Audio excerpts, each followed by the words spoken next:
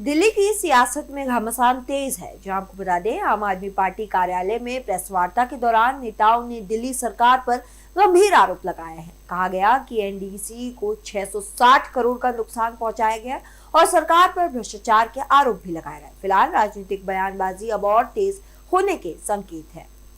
अब इसमें जो निकल के जो बिडर आए, वो सबसे बड़ा बिडर जो था वो Shri Sai enterprises developer private limited, Asami road carrier private limited. ये जो बिडर था, इसके पास इसने जो बिड किया वो 5500 करोड़ रुपए का किया। लेकिन एमसीडी की चालबाजी देखिए, इस व्यक्ति को बाहर कर दिया गया। इस व्यक्ति को टेक्निकल बिड के नाम पर, जिसे होता है ना कि वो इंटरव्यू में बच्चा जो पढ़ाई करता है तो बड़े अच्छे नंबर लेके आता है, लेकिन जैसे इंटरव्यू में जाता है तो इंटरव्यू सेटिंग से फेल पास का जुगाड़ होता है, नंबर कम कर देते हैं। ऐसे ही एमसीडी की चोर मंडली ने बैठ के, भ्रष्टाचारी सरकार ने बैठ के इसको बाहर कर दिया। और बाहर करने के बाद जो कॉन्ट्रैक्ट दिया गया वो दिया गया ये सहकार ग्लोबल लिमिटेड। अब कितने में दिया गया?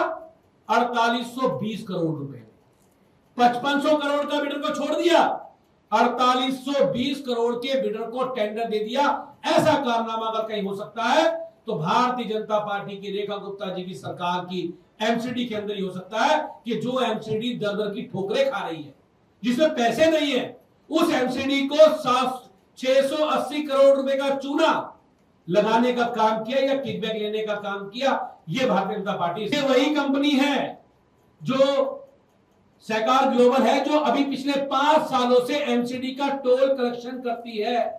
और हमारे लीडर ऑफ ऑपोजिशन ने जो अंकुश नारंग जी हैं, उन्होंने इनको बताया कि भाई आप एमसीडी को नुकसान मत पहुंचाइए, आप एक अपनी मन पसंदीदा कंपनी को फायदा पहुंचाने के लिए, उससे फायदा लेने के लिए आप क्यों एमसीडी का रेवेन्यू लॉस कर रहे हो। ये बड़ा भ्रष्टाचार खुलासा किया।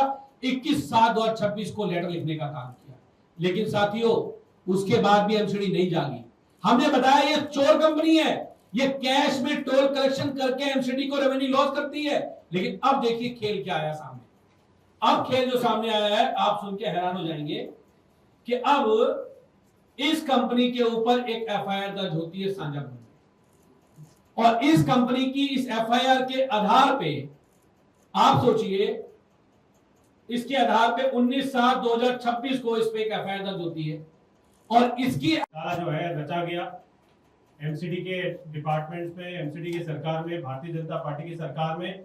लेकिन जब आम आदमी पार्टी की सरकार थी, उस समय आम आदमी पार्टी की सरकार ने हेल्दी कंपटीशन किए ताकि ज्यादा से ज्यादा बिडर आए, ज्यादा से ज्यादा जो है रेवेन्यू कलेक्शन एमसीडी के पास आए, सरकार के पास आए, जनता के ज्यादा से ज्यादा काम हो, ज्यादा से ज्यादा टैक्स कलेक्शन हो। इसके लिए आम आदमी पार्टी की जिस समय सरकार थी, उस समय आम आदमी पार्टी ने एमसीडी, जब ये टेंडर आम आदमी पार्टी के सामने आया, उस दौरान हमने ये क्लॉज जो है 122 लेन का सिंगल कॉन्ट्रैक्ट का 2 साल का क्लॉज जो है वो हटा दिया था। वो क्लॉज हमने हटा दिया, लेकिन भारतीय जनता पार्टी भ्रष्ट सरकार ने ये क्लॉज दोबारा उसमें डाला। और जब ये केस जो है हाई कोर्ट में गया, तो हाई कोर्ट में भी एमसीडी ने यही बोला कि ये हेल्दी कंपटीशन के क्लॉज जो है हटना चाहिए। लेकिन भारतीय जनता पार्टी का इतना दबाव था इस टेंडर के लिए, इतना करोड़ों का इसमें